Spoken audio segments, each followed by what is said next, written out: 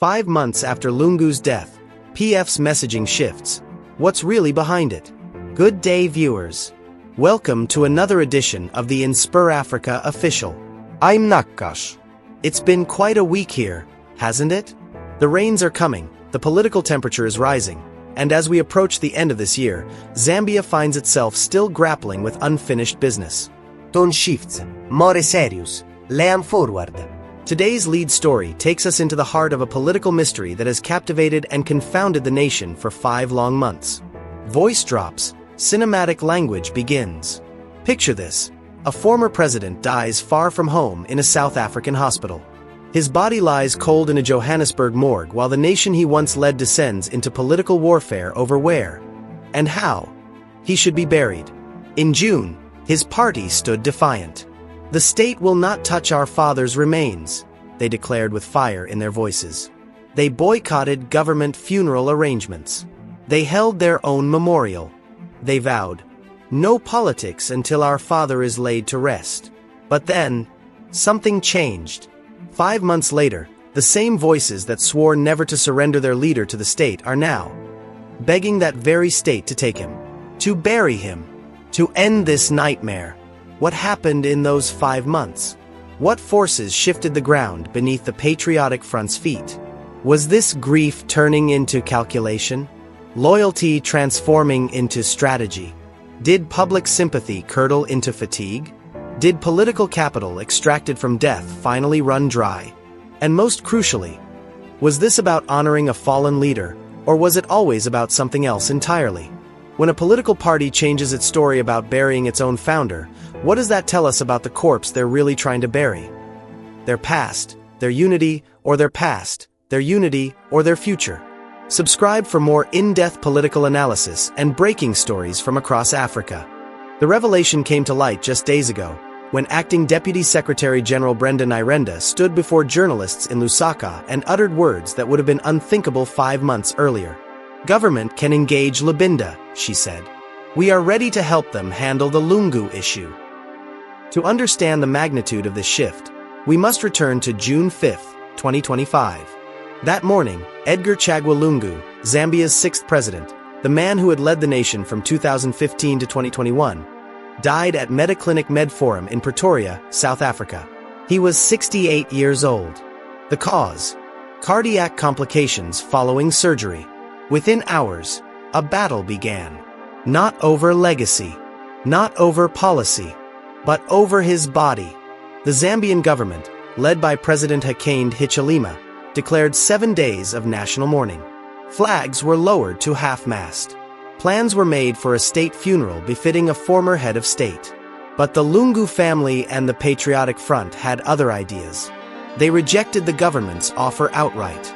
The family insisted, citing Lungu's own wishes, that President Hichilema should not be allowed near his body. Negotiations began. Agreements were reached. Then, dramatically, on June 18th, just days before the scheduled funeral, the family accused the government of violating the agreed terms. The repatriation was halted. On June 20th, the family announced that Edgar Lungu would be buried in South Africa. Throughout June and July, the standoff intensified. The Patriotic Front held their own memorial service at the party secretariat, separate from government events. Acting President Lubinda delivered an emotionally charged eulogy that was live-streamed across the nation. Why was he not allowed to seek medical attention? Lubinda demanded, his voice breaking, "God, tell us why. Why? Tell me why." The party's narrative was clear. Edgar Lungu had been persecuted by the state, denied medical travel permits, stripped of his retirement benefits, harassed by police, and now in death, he was being denied dignity. "No politics until our father is laid to rest," senior PF members proclaimed. The burial became their red line, their moral high ground, their rallying cry. But by August, a South African court ruled against them. The Pretoria High Court determined that Lungu's body should immediately be handed over to Zambian authorities for burial in Lusaka. The judge was unequivocal. A former president's personal wishes or the wishes of his family cannot outweigh the right of the state to honor that individual with a state funeral. The Lungu family filed an appeal. The legal battle continued, and Edgar Lungu remained frozen in limbo. September turned to October. October to November. And as Zambia approached the 5-month mark, something fundamental shifted. The clearest signal of the Patriotic Front's strategic pivot came during Brenda Nairenda's press conference on November 4, 2025. Her words were carefully chosen, but their implications were unmistakable.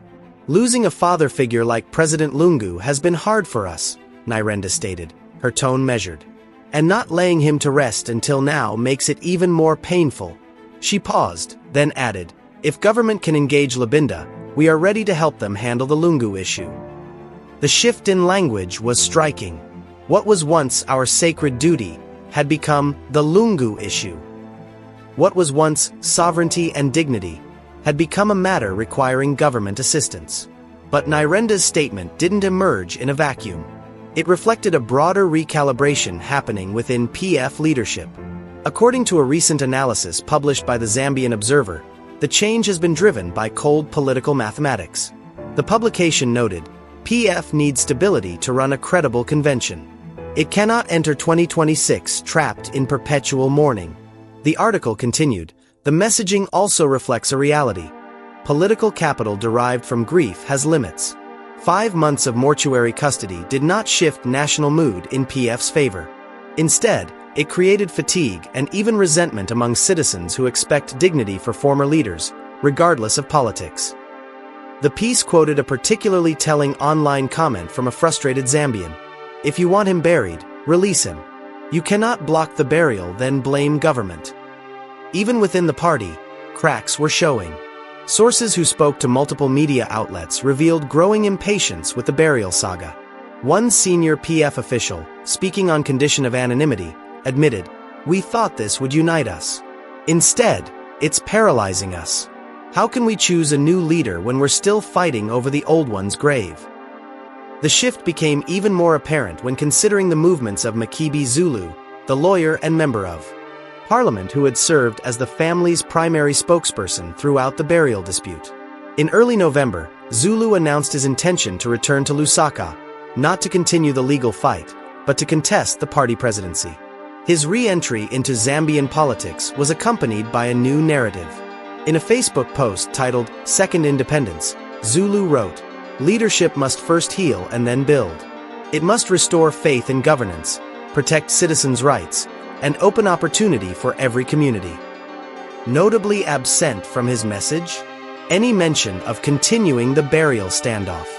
Ambassador Anthony Makwita, author of Edgar Lungu's official autobiography Against All Odds, published a passionate plea on November 6th, what would have been Lungu's 68th birthday. His words captured the growing sense of absurdity. President Lungu founded the National Day of Prayer. He cried for starving people. He resented tribalism. He wanted unity, Makwita wrote. Yet even in grief, we remember, Edgar Lungu was not a perfect man. But he was a man of grace, of grit, of generosity. He was a man who believed in Zambia. Then came the critical line. As the author of Against All Odds, I say this not as a diplomat, but as a son of the soil. Bury Edgar Lungu. Even Lungu's most devoted allies were now calling for closure. The contrast with given Lubinda's June eulogy could not be starker. Back then, Lubinda had asked, why wasn't his death announced by the government, like those of other presidents? It took more than 48 hours for a government official to declare 7 days of national mourning. Is this how deeply rooted hate can be? Now, 5 months later, Lubinda himself was reportedly in negotiations. According to multiple sources, he met with Makebi Zulu in South Africa in early November.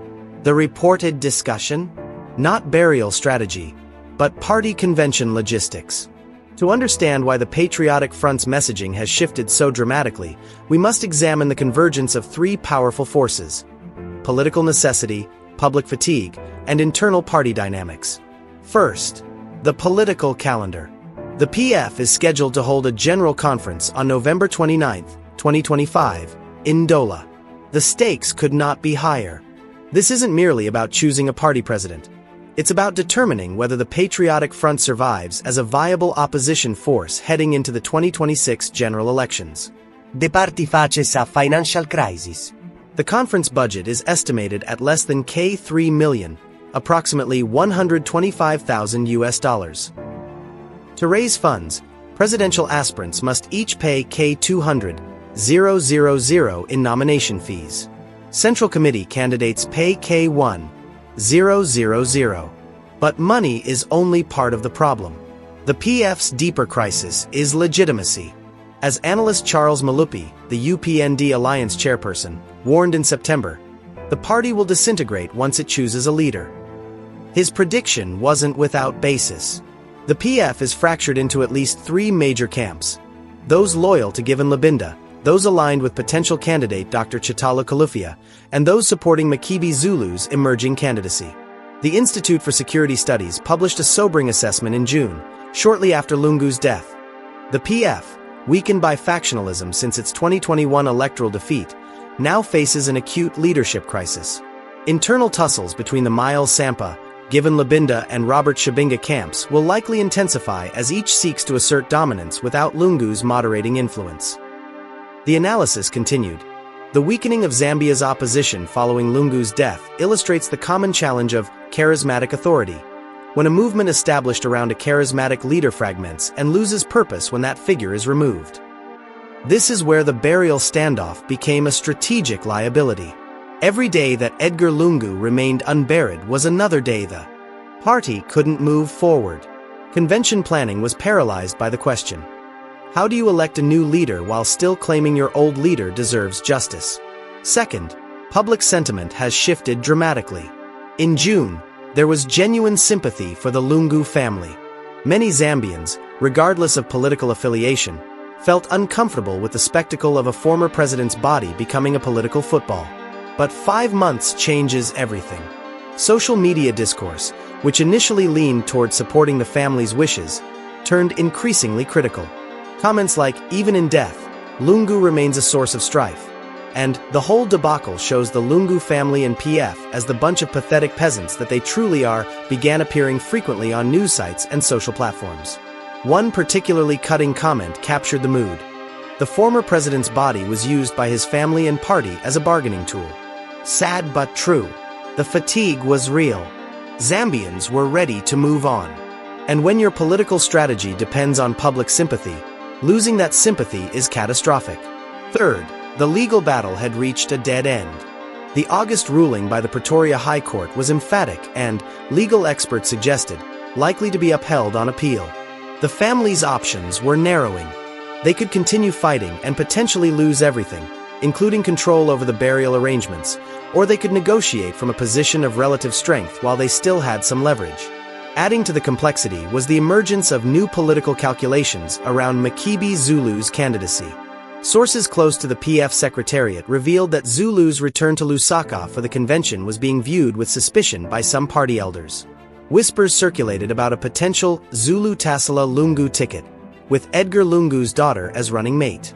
PF Secretary General Raphael Nakasinda issued a stern warning in October: any form of tribal mobilization will not be tolerated. The statement was widely interpreted as directed at concerns that Zulu and Tasala were consolidating support among voters from Eastern and Muchinga provinces. But here's the crucial insight. Makebi Zulu cannot effectively campaign for the party presidency while simultaneously being the face of the burial standoff. The two narratives are incompatible. One is about the past, grievance, martyrdom, unfinished business. The other is about the future, leadership, vision, renewal. For Zulu to be viable, the burial had to be resolved. And for the burial to be resolved, the party's messaging had to change. As the Zambian Observer concluded in its analysis, whether this shift is sincerity or strategy will be judged by actions. If PF truly wants burial, cooperation will follow. If court maneuvers continue, the public will read this as narrative management, not resolution.